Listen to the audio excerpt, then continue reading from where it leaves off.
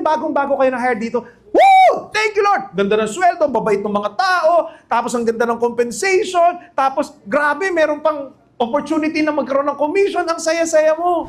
Dati noon, bago kang pasok, ang pasok ninyo, 8 o'clock. Pero, nung first day mo, 6:30 pa lang, nandun ka na. Naunahan mo pa yung gwardya. Sobrang excited mo. Bakit bago?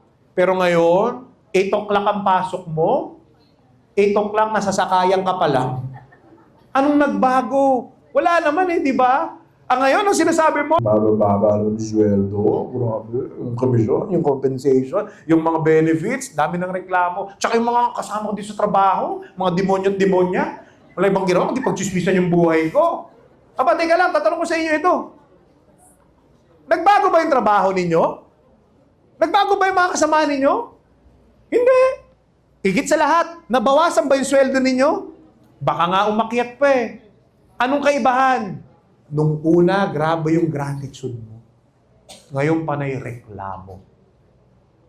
The things you are complaining about today are answered prayers of yesterday. More gratitude. Learn to appreciate the simple. Kasi ito sasabihin ko sa inyo, kung hindi mo kayang magpasalamat sa 15,000 mong sinasahod ngayon, kahit maging 45,000, 100,000 yan, hindi ka pa rin magpapasalamat.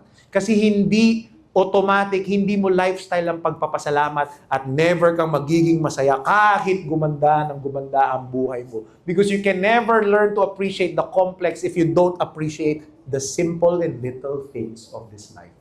Yes? Yes. Choose to be happy.